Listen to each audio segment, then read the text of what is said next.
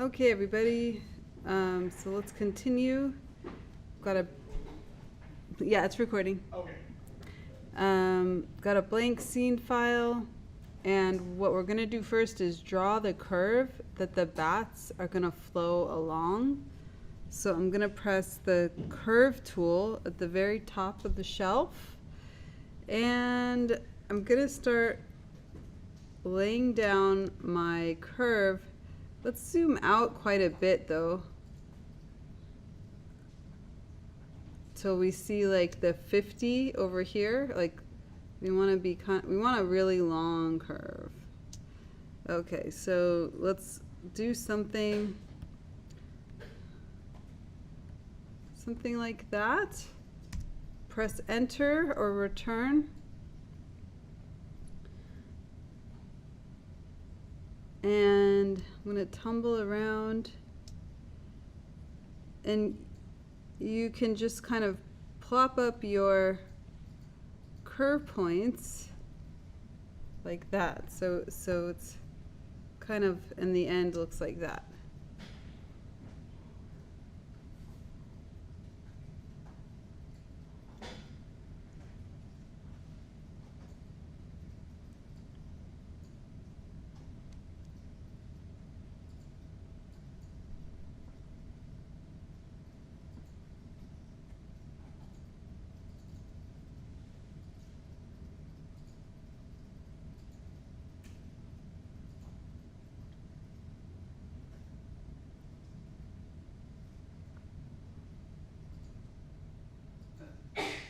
Bless you.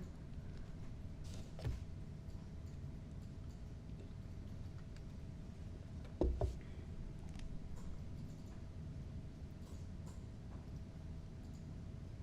me know if anyone needs help.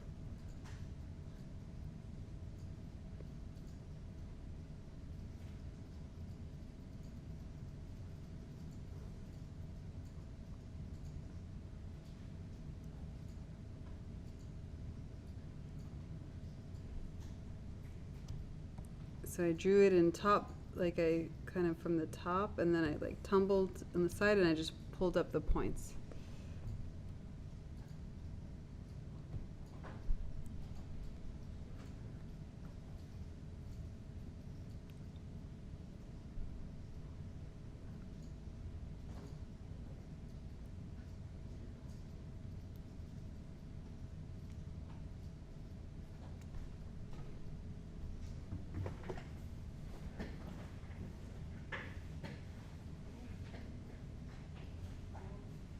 Anyone need help?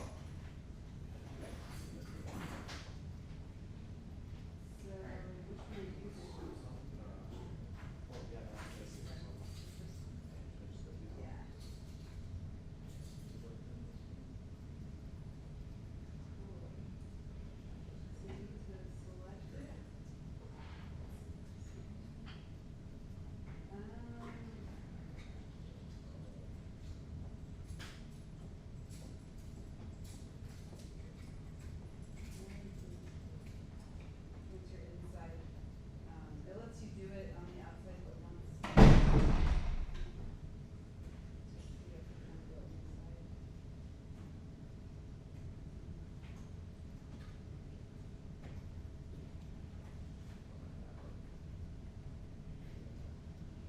Cool.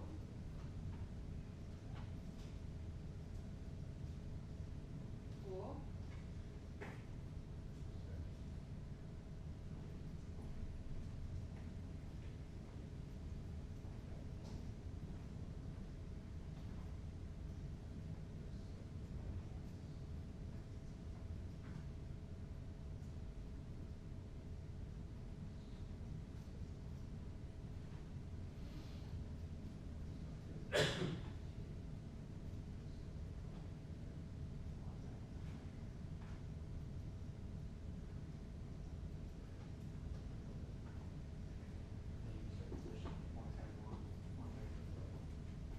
Okay, so dive inside of your curve and on the soft level.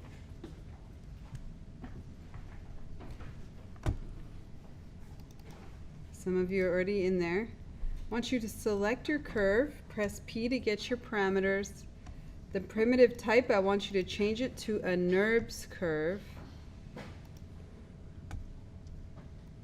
So it's nice and curvy and smooth. Next, we're going to resample. So tab, resample.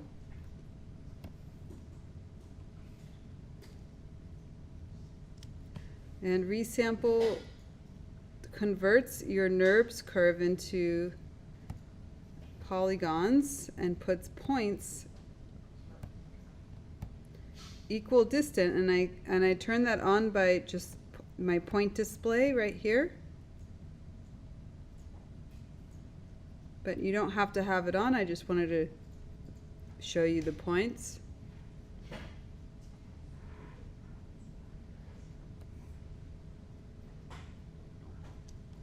So this is the curve that the particles are going to be flowing along. But we need a point of emission for the particles to be born, and then the curve is like a force that all the particles are being thrown towards. So there's a trick to finding the beginning of a curve. So if I put on my point numbers,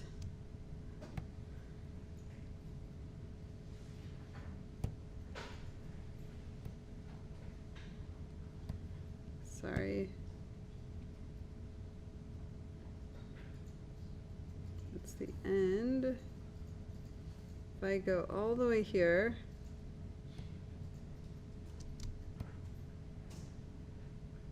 okay. You see how we have 1, 2, 3, do you see that in my curve? You see my point numbers, 1, 0, 1, 2, 3. So what number is the beginning of our curve? What was that? 0. Yes, you're right. So what if I could do a delete, and I said 0, entity points, because we're dealing with points,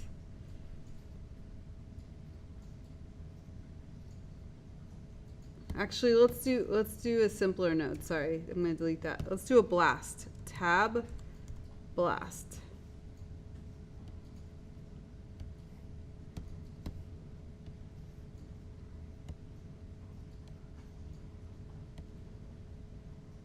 I'm going to put a 0, group type points. Delete non-selected. Delete non-selected. That's just inverse. I wish it would say delete inverse, but it doesn't. It says delete non-selected. So everything that's not 0, we're going to blast you away with this blast. See how it says not 0 down here? I am not 0. You get deleted. So what are we left with is the beginning of our curve.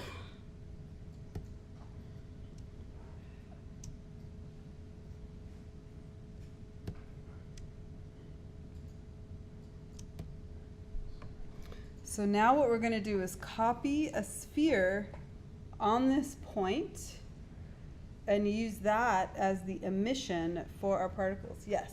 Sorry, could you go over again how to just have it display the points? Yes. I was just talking about how, do you see these numbers? 0, 1, 2, 3, 4? No, how do I show those? So these are just display, and they're on the right side here.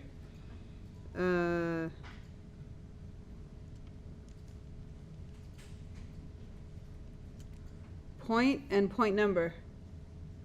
Okay. So you can toggle those on and off whenever you want. They're just display. They don't do anything. They just show you information.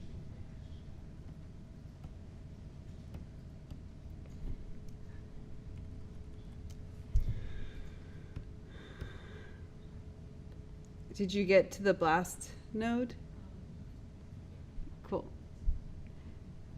Now we're going to copy a sphere. So we need a sphere. So tab, sphere.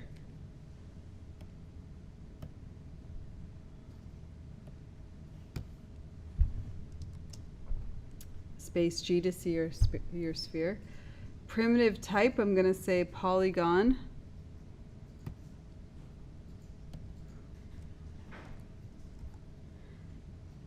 Then I'm going to put down a copy to points. I'll wait for you guys to catch up here. I just laid down some nodes. Got a sphere. I got a copy to points. It's kind of warm in here.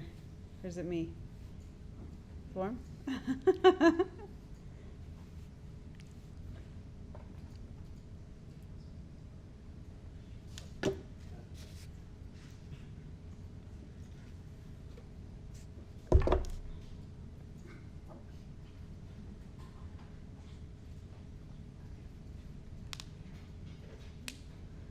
Just gonna connect these guys and I'm gonna come around to make sure everyone's okay. So I connect the sphere to the left and the blast to the right. And I'm just gonna template my curve so I can see both. Just like that. Okay, now I'm gonna make sure everyone's good. Oh my goodness. Okay, good. Yep. Yeah, that looks good. You don't have it templated, but I'm sure it's there.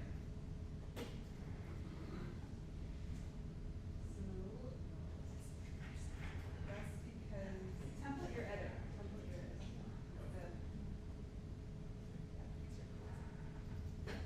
Yeah, you're good.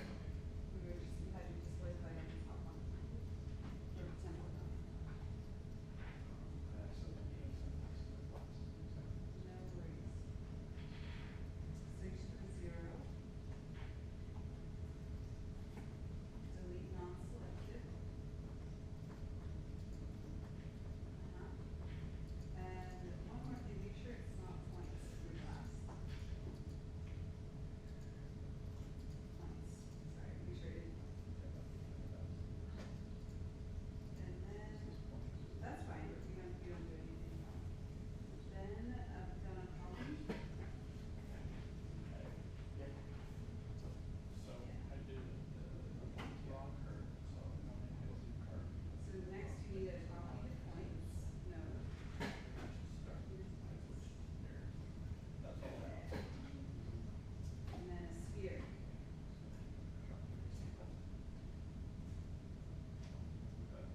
And then put one into the other. So the sphere goes to, yeah, to that guy. Yeah, perfect. And then I want you to go to sphere and make sure it's a polygon mesh. Or polygon mesh, either one is fine. And then copy to points, put your display flag there. On your copy to points, put your display flag on that one. And now you're ready to go.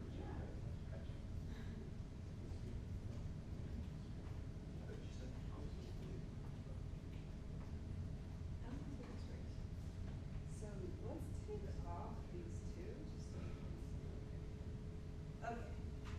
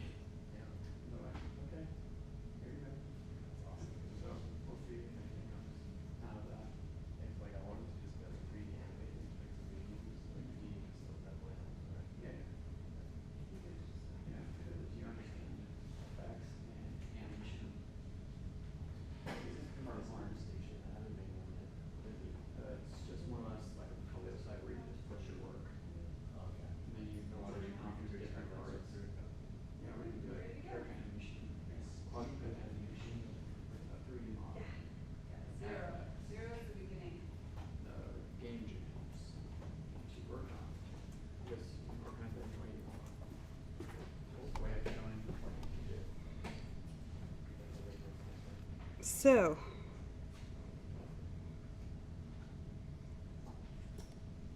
let's put down a pop net. Tab, pop, network. This is where our pops are going to live. And what we can do, put your copy to points in the first input. That's going to be the source of our particles. Let's put the resample in the second input. And right away we see something happen. If you zoom up there and you press play, you just see a bunch of particles that are starting to form a sphere.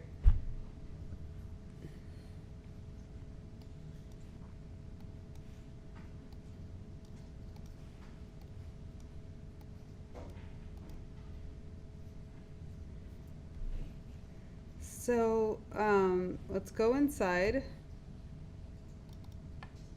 and take a look at what's happening. Particles are part of dynamics, so you can see right here where my mouse is, it says the word dynamic. So we're in a new context in Houdini. If you press tab, you'll see these are called DOPs, and you'll only see these in this context. So everything is context sensitive. So you won't see these DOPs in the SOPs context, for example.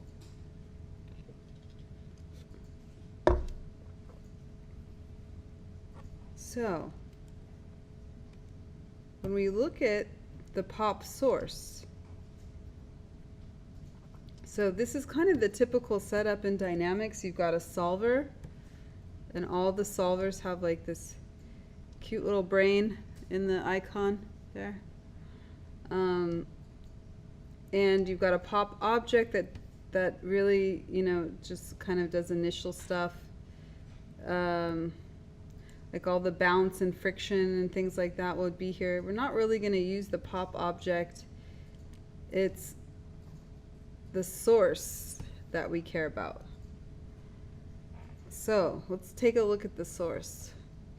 We have scatter onto surfaces as what's happening right now.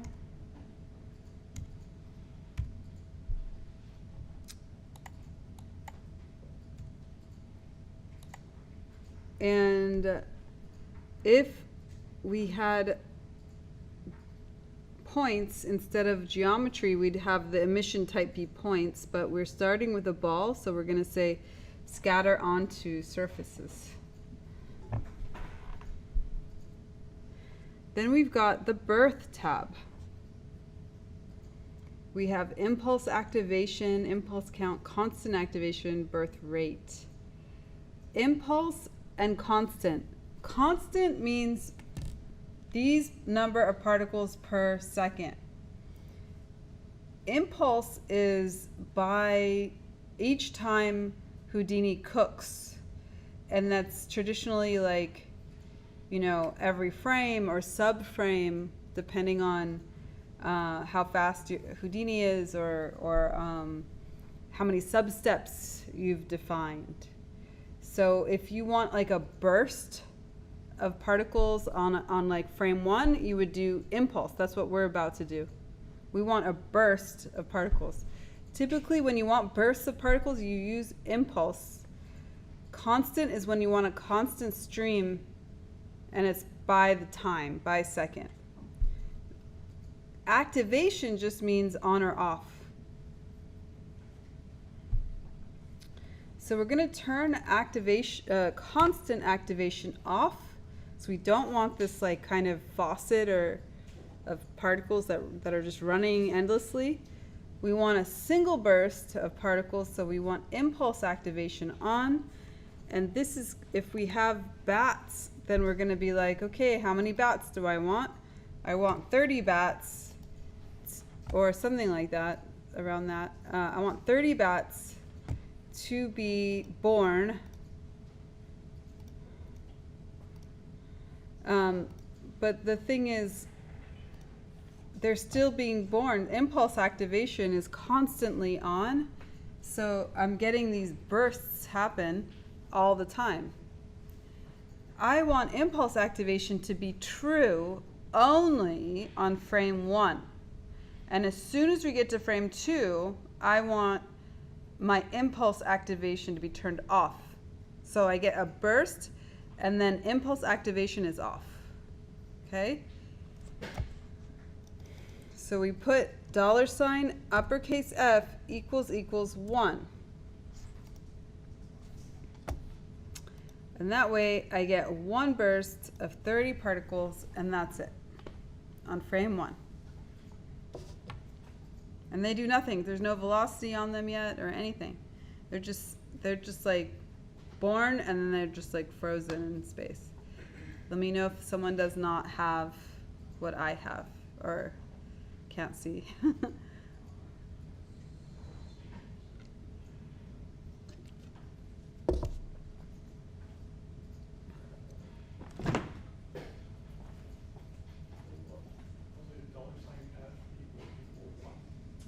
Equals 1.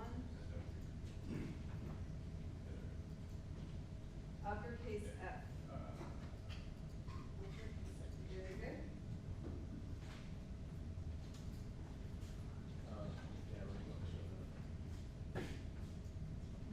That's not showing the. Go to frame 1. Yeah, sometimes have to frame 1. Okay.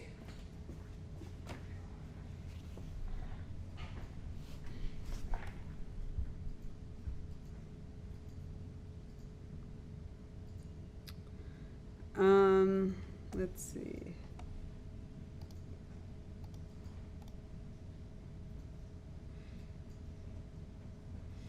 You can add to inherited velocity. Inherited velocity means any kind of velocity that we had, any velocity attribute that we might have put on our particles. We didn't put any on our particles, but actually I've got all my variance. So you have velocity and you've got variance. Variance is like spread. But let's still take that to 0. So still nothing is going to happen. We're actually going to add velocity next in another node. So actually, but I just want to make sure you know it's there. Velocity and variance are here. Birth, let's go back to birthing. And let's say the life expectancy, actually we can keep that. That's 100 seconds. It's life in seconds. How long will the particles live? Okay. Yeah. So now let's set up the curve, and the curve is going to be our velocity.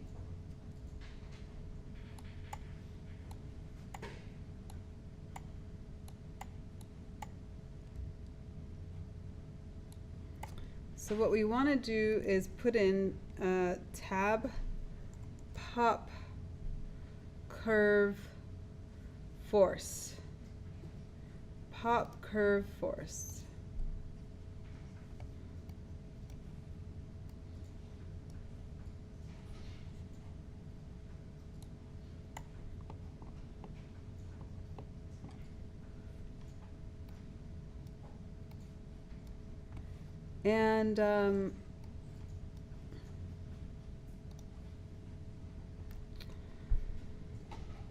And by the way, one thing is this geometry source on the pop source, it says use first context geometry.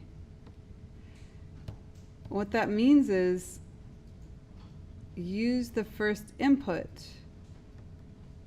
because you've got use first, use second, use third, use fourth. Those are all inputs. For the pop curve force,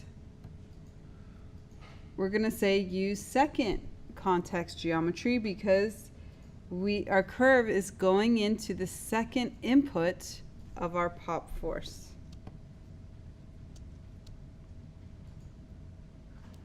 And we see the guides.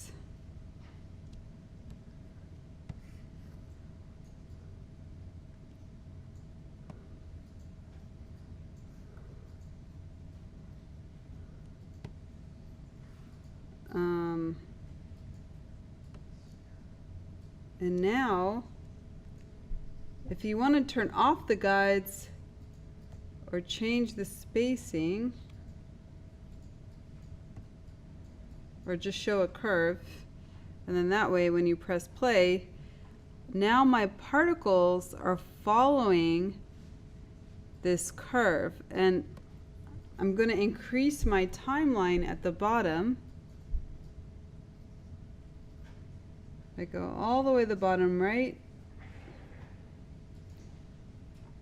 Global animation options, all the way, this button all the way to the bottom right. Just going to put another 0 for the end.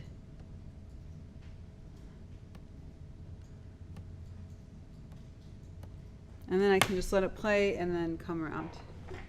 Let's see what's going on.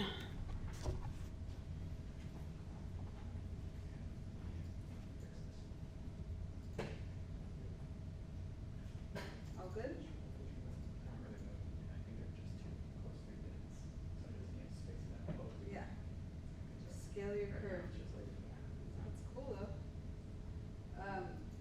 Scale your curve. That's why I drew my curve. If you if you look at the scale of this thing, my curve is going from positive to -50 on the grid, on the main grid.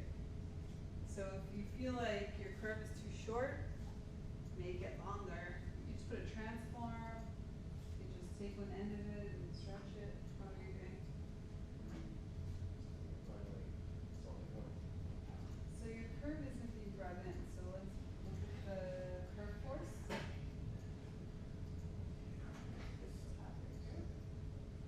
And then we're going to say stop. No. Second. Because it's coming into the second input of your pop. See? Right here, I'll show you. Second, that's that. The curve, that's the first. So now go inside of your pop net. Yeah. And now press play. Excellent. And then you want to extend your timeline, probably. You did yours. But here it's just right there. And just put another 0 right there to make your timeline longer. Cool.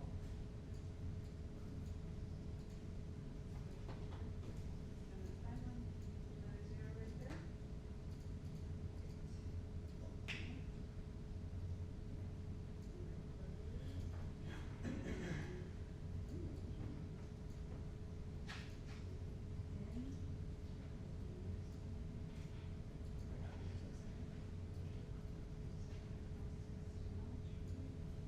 Did you change any other settings?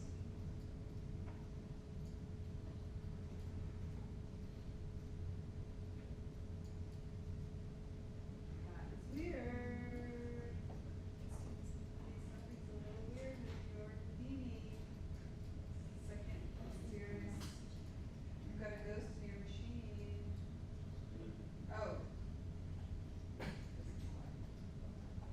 Zero all this out. It's, yeah.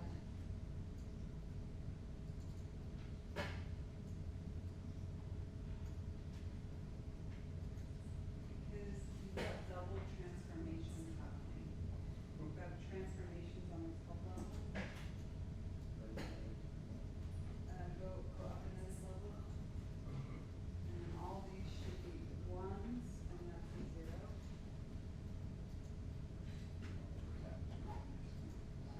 Yeah, top, keep tapping. Yep, there, 1. Yeah, there you go. Now press play.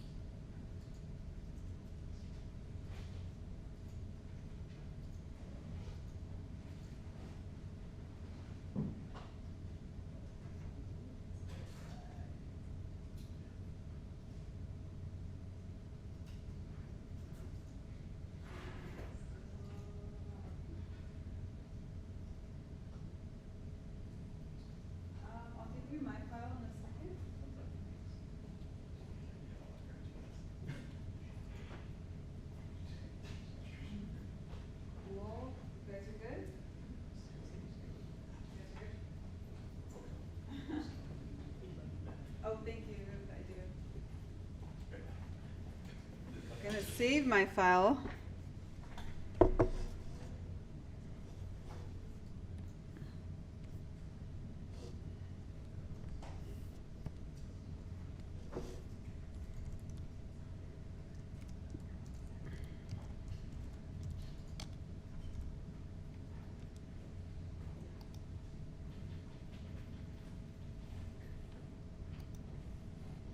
And then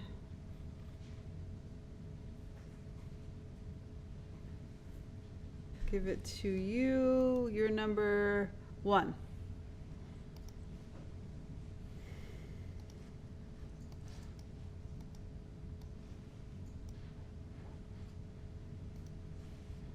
And then I think you have to accept it.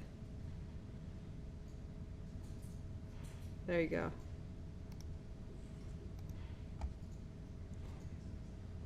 Okay, so this pop curve force, it's a pretty big node. You could spend a lot of time with it. So air resistance, let's in dynamics, the best thing to do is to change one thing, see what happens. Change another thing, see what happens. So I increased my air resistance, and that it's how much particles are to be influenced by the wind. So a bigger number should give you, actually, even though it doesn't sound like it, it should give you more force. So sometimes you can push these numbers really high just to see if they're working or not. But I've got that at 4. Max influence radius. The max influence, that's what this circle is. This sphere, this like tube that develops here.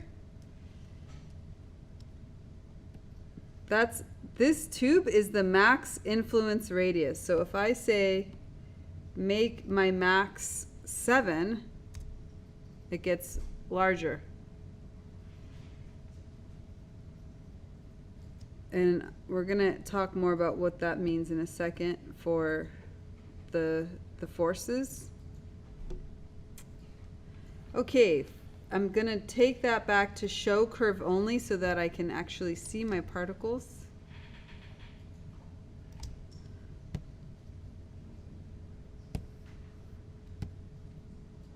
Okay, next. Follow scale.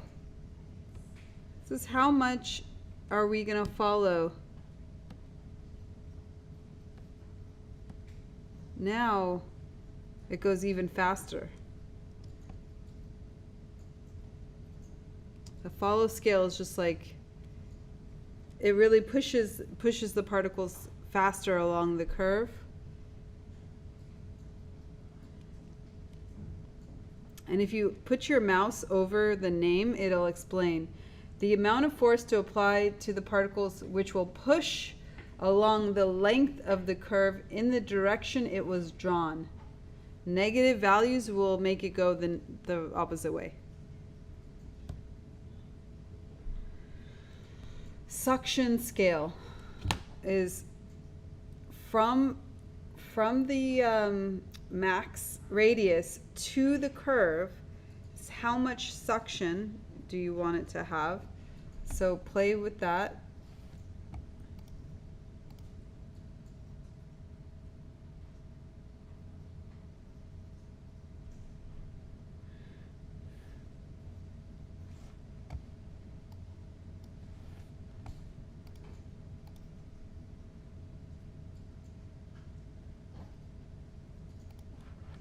Orbit scale, I don't really want orbit scale, to be honest, because if I'm having like a flock of bats, they're not going to be orbiting around anything, but I might want to give it a tiny bit. There.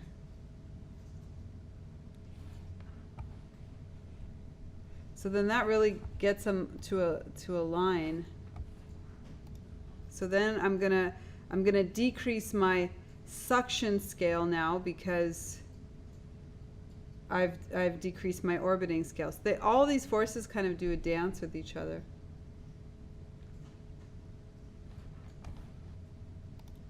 So maybe I need to increase my orbit just to kind of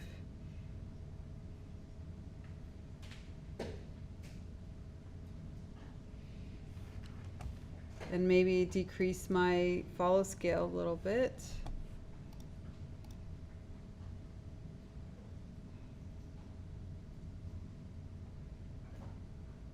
Unless what you want is a line.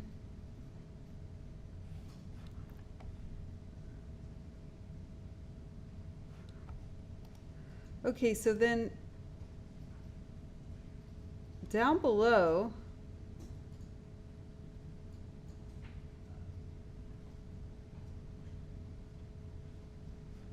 so all of these fall-offs are like gradients from the curve to the max radius.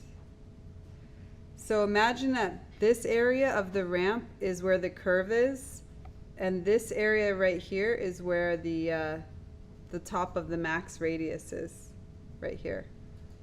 So this is the core. This is the core of the tube, and this is the surface of the tube over here. So all of these have these like fall off. So when it gets to the max radius, the forces get weaker. So what would happen if you played with these guys?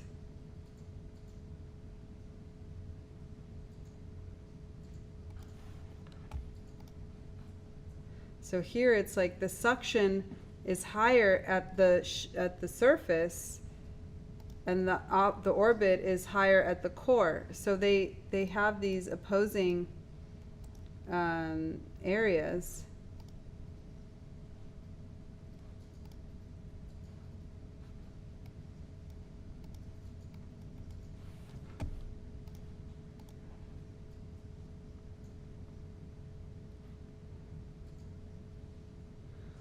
It's starting to look a little better. There's something else though. If I take my guide back, you could see the max radius. There's something called shaping here, and I can actually shape my max radius so that it changes in some places. And that's also going to change the forces along your curve. So that's under shaping.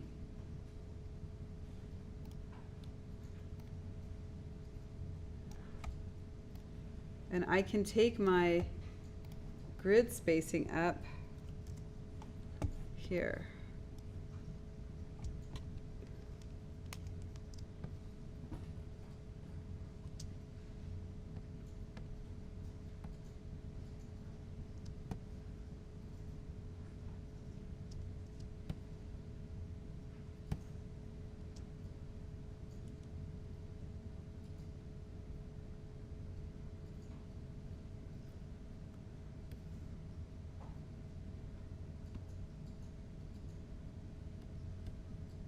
So these are the individual forces.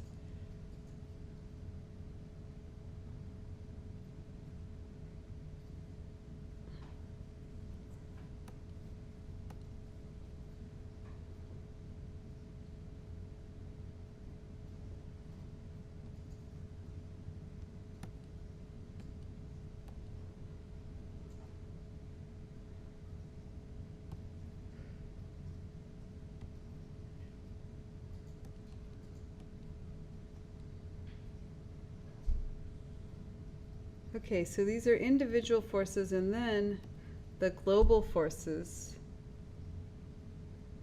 And this is force along length. So the force along length means that, you see how it's black at the end? It means that at the end, get rid of all the forces on the curve, because we want to set our particles free, and they'll just kind of carry the momentum. But if I were to change that, and now the bottom is red, the particles should get stuck at the end.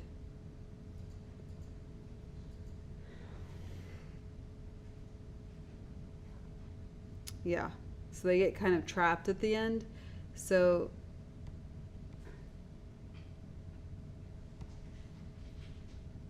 you can set them free.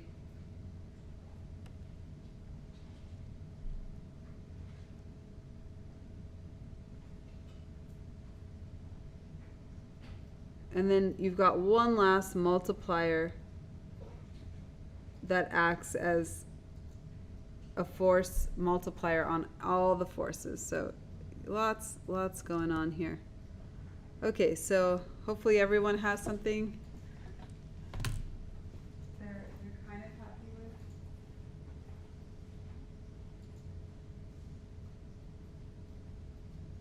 Yeah.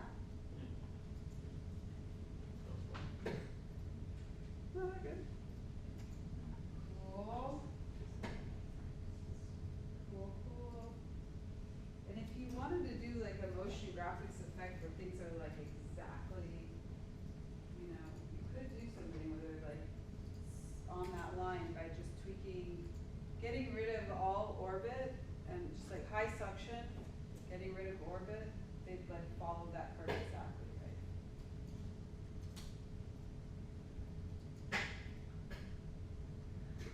Kind of going off. Yeah.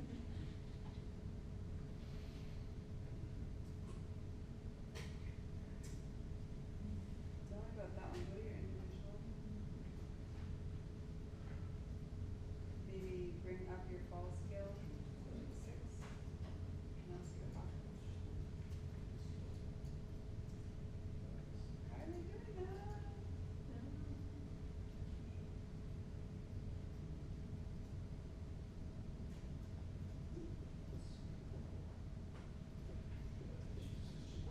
There's no velocity on here, right? Yeah, we're good.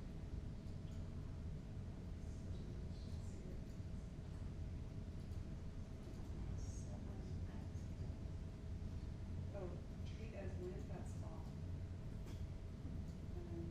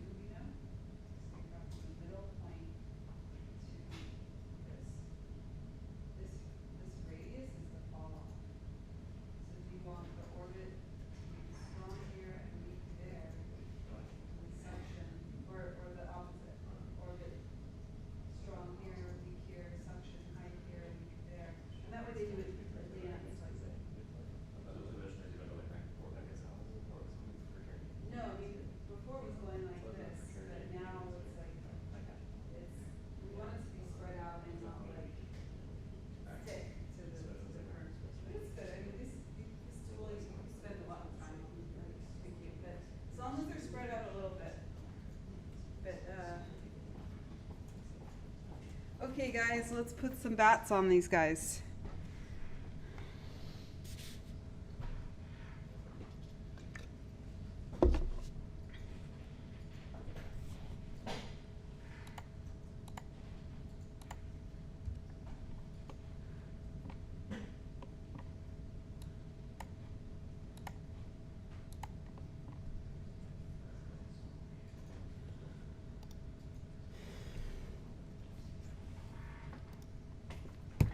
Okay, just like before, we're gonna bring this in. So tab null.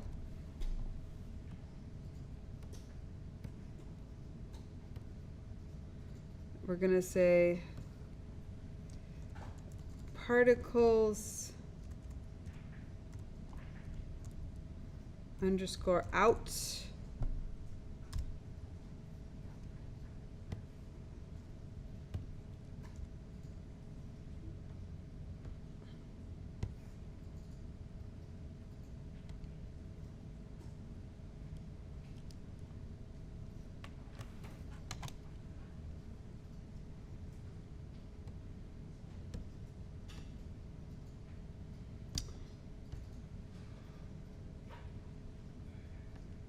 Particles out, we're putting that null on. And I'm gonna call this object particles as well.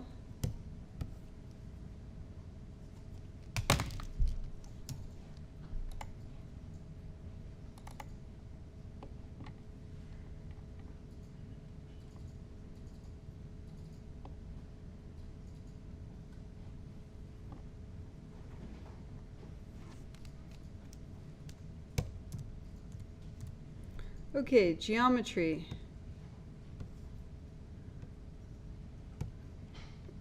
It's a new geometry mode. Tab geo, empty geometry container.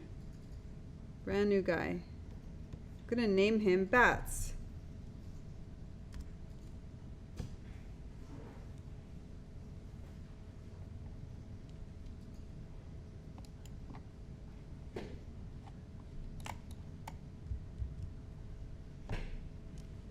Go inside. This time we need the file, and I'm gonna say P to bring up my parameters.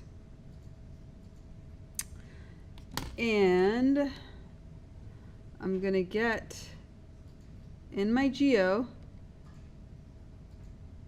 go to bats, and again there's another geo folder for some reason, but what I want is bats to center, or bats. Wait 1 second. Bat to center. Ugh, it's funny. Well, I'm sure they're all the same. I'll try bats 3 center.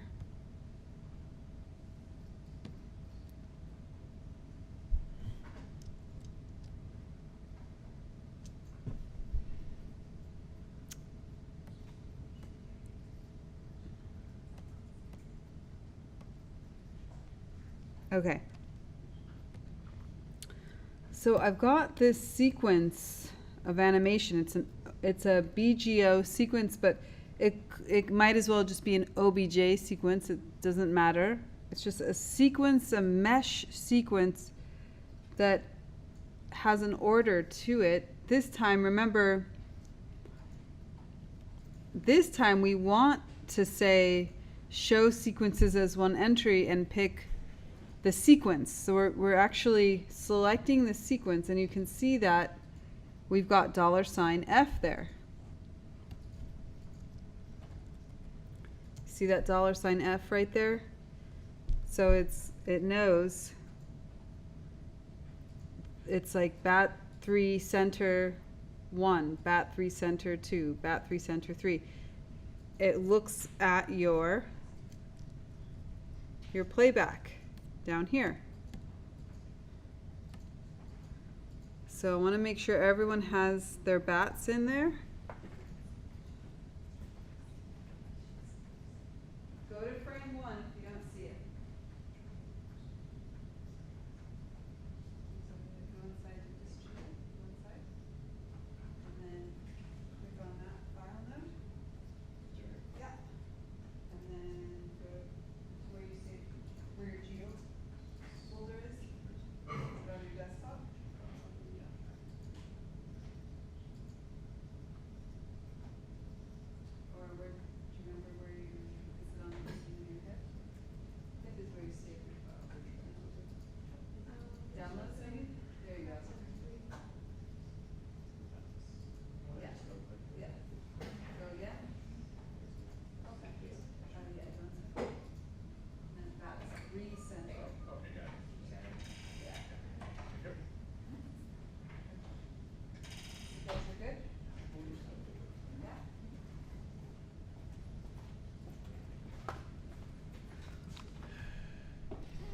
Okay, so we're on frame 1. We see our bat 1.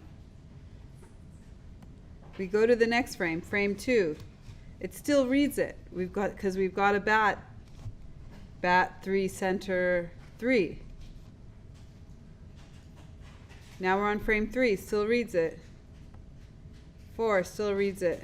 5 still reads it. 6 still reads it. 7, it's gone, and we have a big error because we don't have. That's the end of our sequence. It's over at frame 7.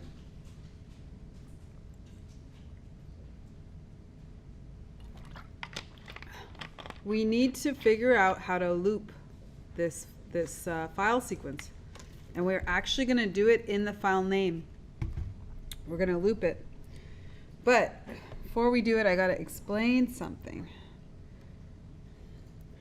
I need to explain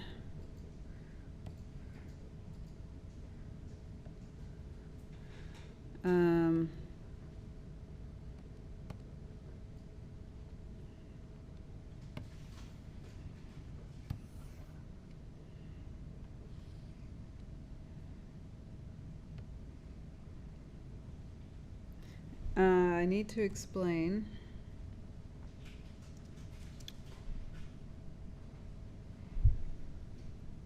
a new concept called modulus. The modulus concept, I don't know if I'm spelling that right. I think it's, I don't know. That's either an O or a U. Modulus. And it's denoted by the percent symbol. And what the modulus does is it returns the remainder of division. And why is this useful? And I'm going to show you right now. So if we say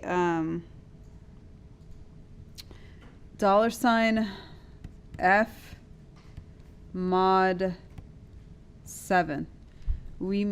That's basically like we want to loop this thing every 7 frames. And how does this work?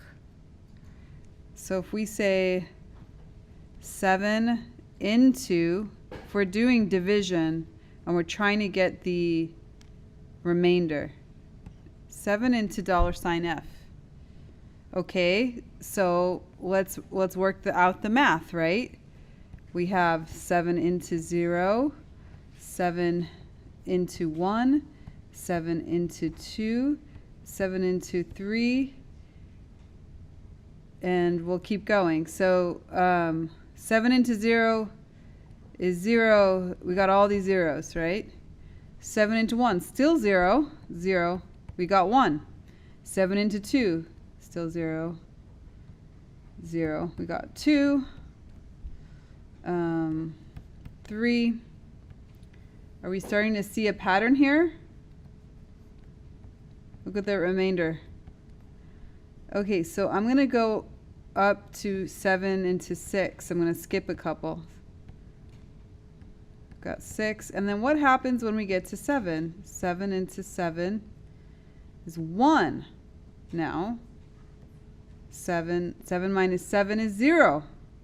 7 into 8, we got 1. 7 into 1. Starts over again. So what you end up with is 0, 1, 2, 3. I'm going to dot, you know, up to 6. And then it starts over again. 0, 1, 2, 3, all the way to 6. You know, 4, 5, 6. I'll write it here, 4, 5, instead of being lazy. Do you see that pattern? 0, 1, 2, 3, 4, 5, 6. 0, 1, 2, 3, 4, 5, 6. That's what the modulus does. Pretty cool, right?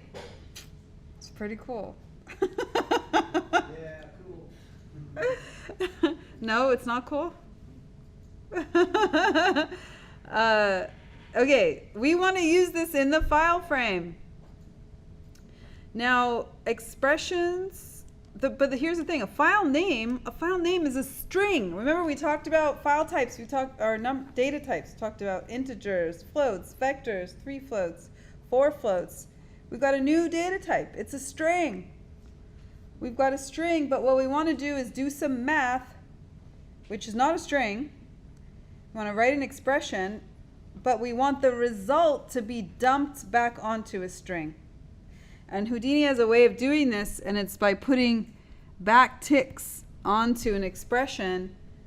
It gets protected, and then it evaluates, and everything, the resultant information gets written back onto the string. Okay, let's go back to Houdini, and we're gonna put our backtick. A backtick is right next to, it's right above your tab. That's a backtick. We already have our $F, and we want to say mod 7 backtick. Okay. Now let's play it. Now we get an error every time it goes to 0. So we actually don't, the values we get returned are 0 to 6. But we actually want 1 to 7. So what do we do to go from 0 to 6 to 1 to 7? Anyone take a wild guess? What was that? The take money sign F percentage 8 is the 7. Not exactly. Anyone else can take a guess? What we need to do? From going to 0 to 6 to 1 to 7. Add 1! I heard it. I didn't get who said it, but I heard it. We add 1. That's right. We do, right after that 7, we add a 1. Plus 1. Okay, now I'm still getting a dumb error. It's because I don't have my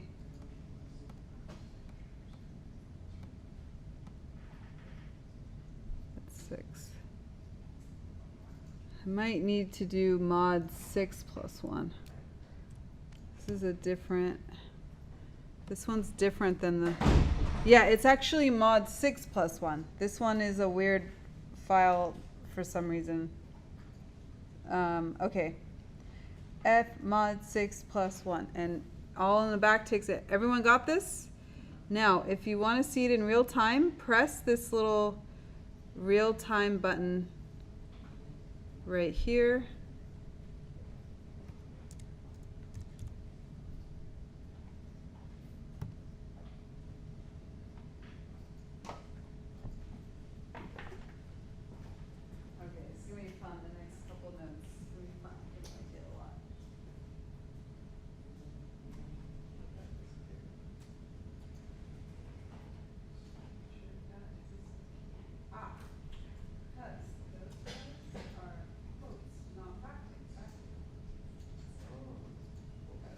I know they look really similar.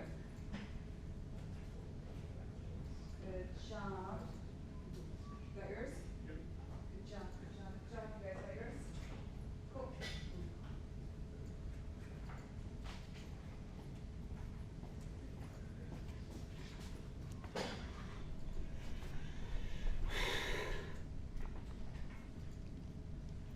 Okay. Color our bat whatever color you want.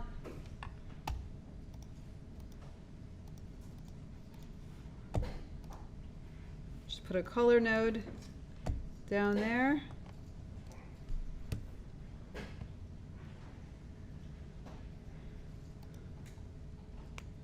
Okay. Now we're ready to copy onto points.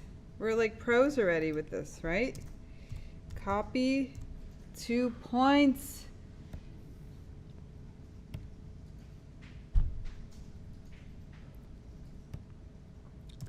Tab.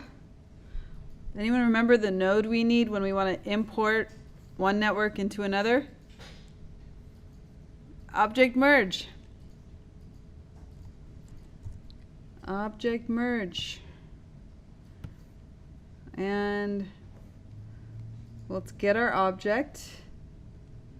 Particles. Particles out. Hopefully all uppercase so that you can find it.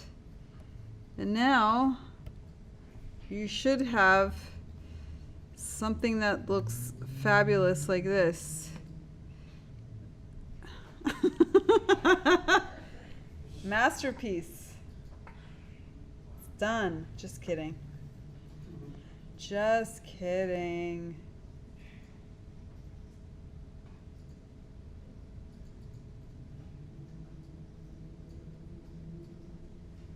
Okay. Let me just make sure everyone has this. Raise your hand if you do not have this. I will come around. Okay.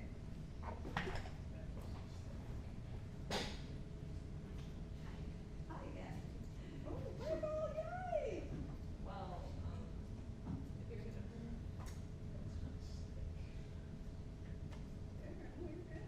There was an error. I believe you. I totally believe you. Where's your display flag? And then.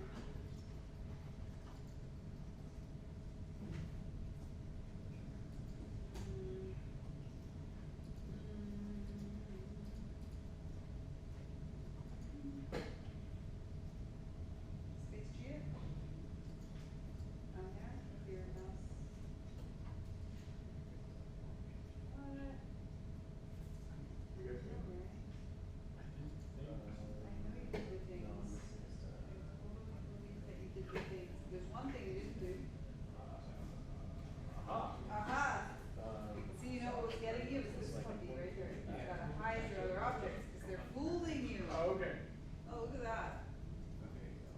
See, in some cases, orbit looks pretty sweet. So when you're orbit, you got your tight orbit like that. That's looking great. It's gonna look cool when we're done. Right now it looks like nightmare fuel. But in a good way. That looks like your nightmare. Yeah. Yes, I'm liking these different color bats on this row.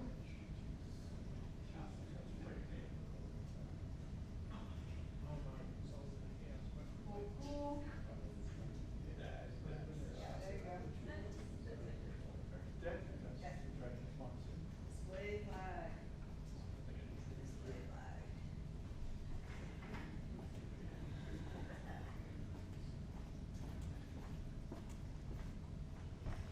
Okay. What's wrong with this? So many things, right? Let's fix it.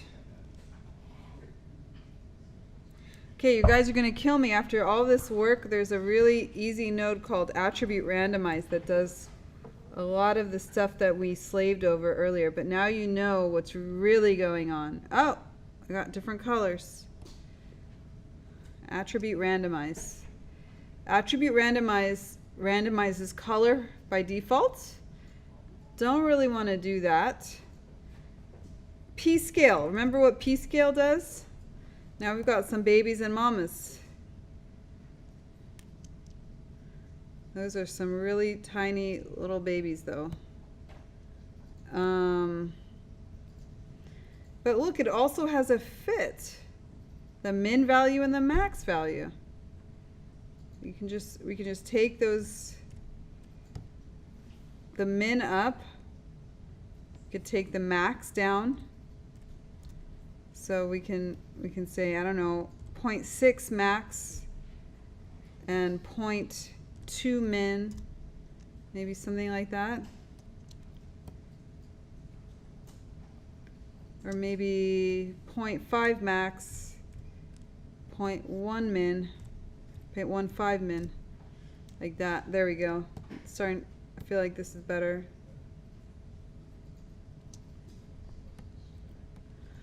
Okay, we still got a really big problem, right? All the wings are flapping at the same time. It's a big problem.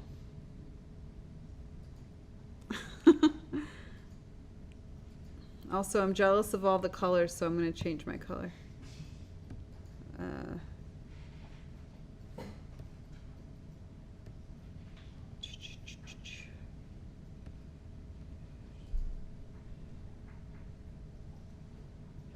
Actually, I'm gonna do something. One more thing. Sorry, I'm gonna put. This is optional. You don't have to follow me, but if you want them to have different colors, because you're crazy like me, I'm putting a color node here on the point side. not this side. Because what's the difference? If I put a color here, I'd have to like do a stamp function to get it going upstream this way on the geo. But if I do color on the point side going down, my geo will inherit it. It's different. It's really different on the right and the left. The right side is points, attributes on points. The geo inherits those attributes.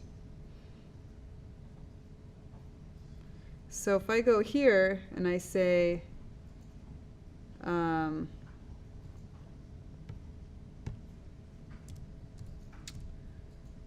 I put down, if I put down a point attribute, and I say, I'm going to say custom.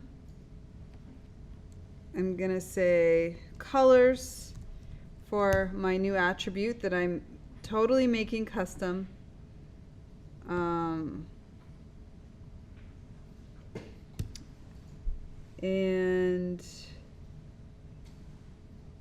let me see that. Let me do it first just to make sure it works. Colors float. I'm going to say rand at ptnum. Then this guy is going to be ramp from attribute. Here I say colors. And now I get to choose from a ramp. I like that more. Now you guys are going to be jealous of my colors. So again, if anyone wants to do that, all I did was I made a point, custom attribute. I name it anything you want because it's your own attribute. And you're shoving this value, rand pt num, which does what? Scrambles each point number into a pseudo-random number between 0 and 1 and attaches it to each point. Take that value. Then what's happening here? It's like, because we've got randomness from 0 to 1, check this out. This is 0. And this is 1. So if my pseudo-random attribute is going to fall somewhere randomly on this ramp. I hope that makes sense. So now I'm going to make this like that, like that.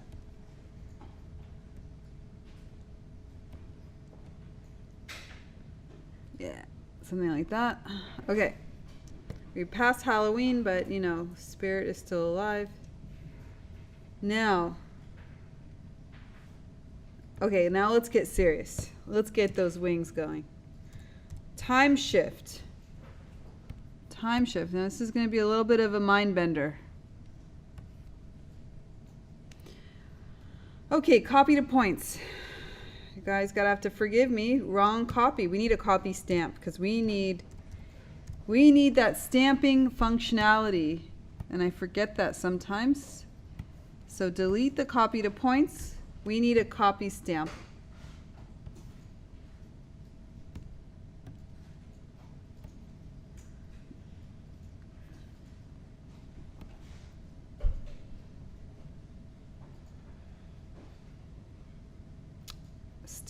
Stamp inputs.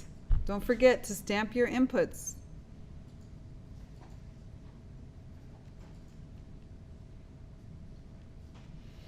We're going to name our variable random wings.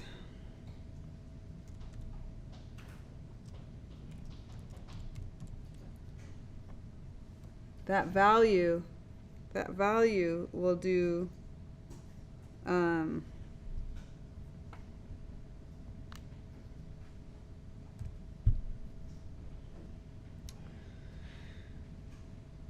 okay, here's the thing with particles and the difference between particles and points. They're pretty much the same thing, except for one difference. if you've got a point, if you've got points in SOPs, right, and one point gets deleted, that entire point cloud gets renamed. There can be no gaps in point numbers. Point numbers go from 0 to how many points you got.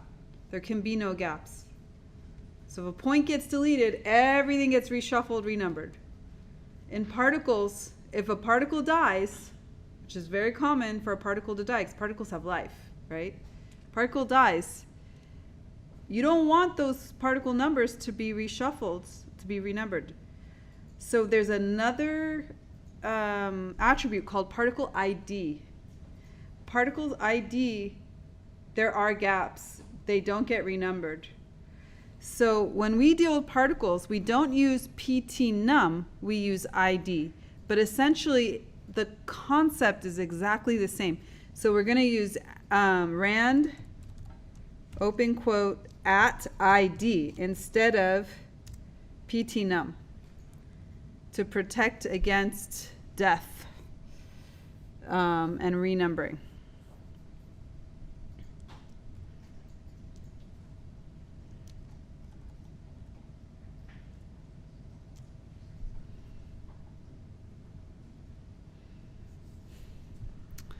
So who remembers the output range of a random function?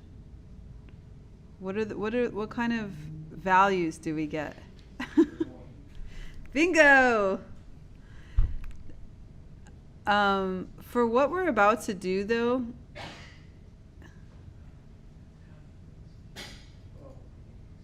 So I got the rainbow of death, that's always behind. you got the rainbow of death? Yeah. Let me give you my file.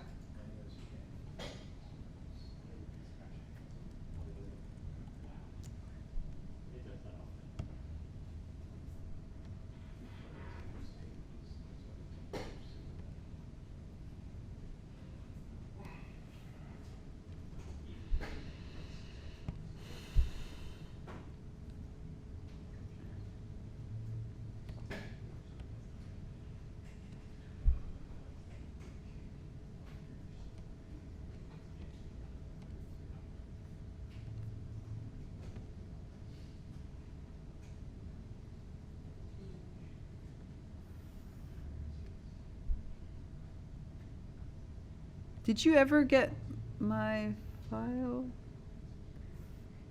I'm going to give that to you again. Oh well.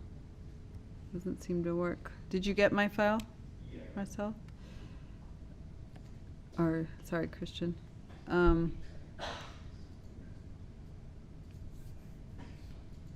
Okay.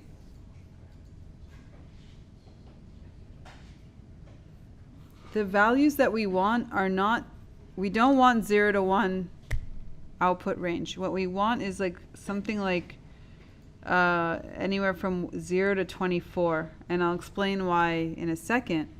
But let's just get it ready right now. I want to multiply this by 24.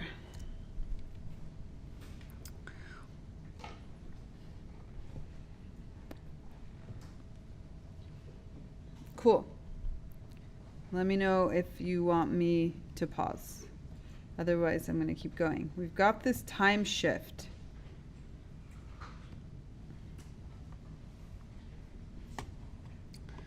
We've got a time shift. And what I'm doing with that time shift is I'm going to stamp the variable here. Okay.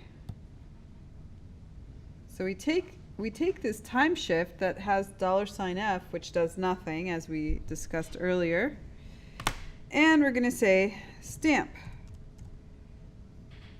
open parenthesis, quote, dot dot forward slash, copy 1, close the quote, comma. I almost want to say chicken wings. Random wings.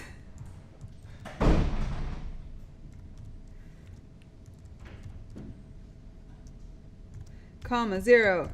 Close the parenthesis. Return.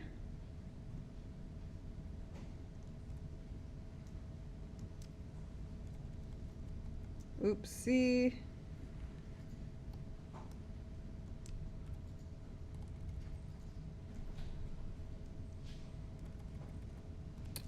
Ah.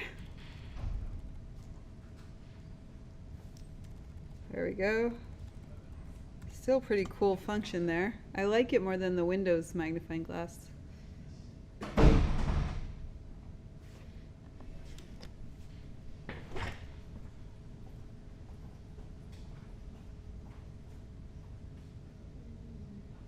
awesome. No. But let's look at your copy. That's because your variables to put them in, but you can sure. Oh no.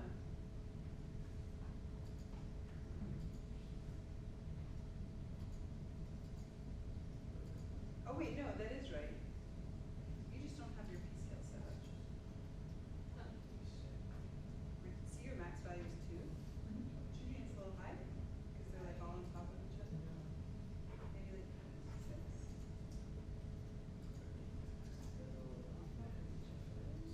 Maybe when they fly, let's see, first flight, they kind of get untangled. Is that how it works?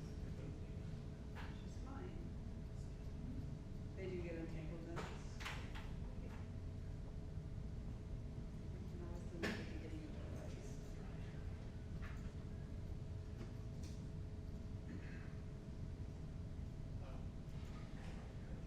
You could still take them down further, like the P scale to like. Yeah. It's really small, like min 20. Yeah. Yeah. Okay. You know what I mean? That's gonna be more useful for us. Party time. Where do you like, where do I put the copy? Is it under the attribute random? You're basically swapping out these two guys. Oh, okay. So wherever, yeah, there you go. You It's all of it? get rid of it. Take off your points. Display flag on the copy. How are we doing over here?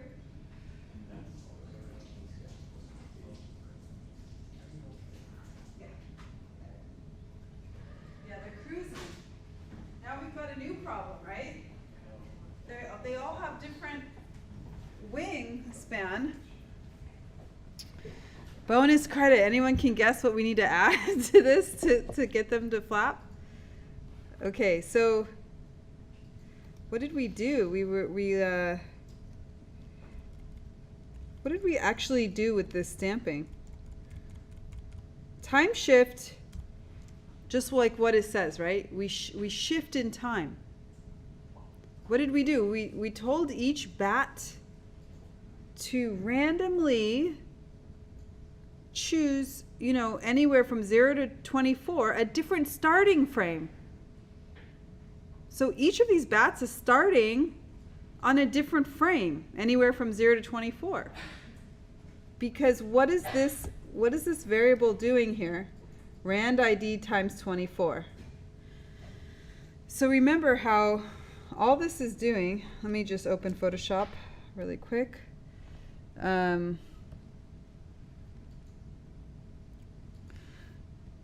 So I'm bat 1, I'm bat 5. Not to be confused with decimals. So I'll just say number 1, number 5, bat. Okay. Now just simply rand ID is just going to give us, like some decimal numbers that don't really do anything for us. I'm making those up. I don't really know what they mean for if you put them in the random. So like rand 1 gives you something, rand 5 gives you something. Then remember, we're timesing it by 24. So now when you do that, it's going to equal I need a calculator to do that, but I think it's like, I'm just gonna guess somewhere here. What's 24 times 0.2? Anybody? Say that again. 0.48. 24. Wait, I got a calculator right here. 24 times 0.35, 5.6. So let's just say, you know, it's gonna be like 5 or well, maybe it rounds up to 6. So this bat number 1 goes all the way to frame 6, because the time shift is shifting based on that stamp function that we put in there. It's saying, okay, you are going to shift to 6. Okay, then let's do the other guy. Sometimes in Houdini, you just got to work out the math and to like really get what's happening. So like, what's 0.478 times 24 equals 11. So this bat is going to shift to the starting frame of 11. You see what I'm saying? So all we've done so far is shift their starting point, and that now they're gliding like frozen, because that's all we've done. Now we need to add something. We need to add something that changes every frame. We need to add something that changes every frame. So we, at the very end of this, we say plus $ uppercase F, and now we're whole again.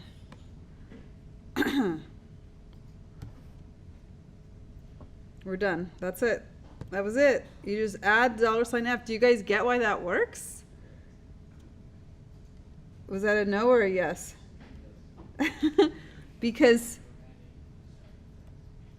6 plus frame 1 is 7.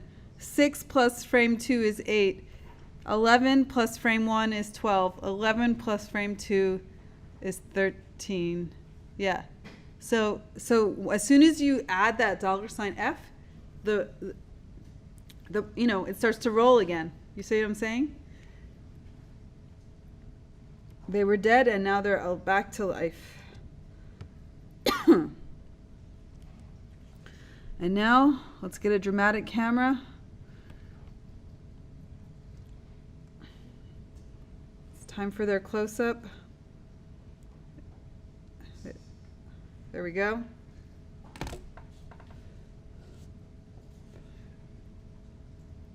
I mean, we could, the animation isn't that great, but it could be a little more elegant with the flapping. Okay, we finished the bats, particles. I'm gonna pause the recording. Let's take a tiny break and we're gonna come back and do snow.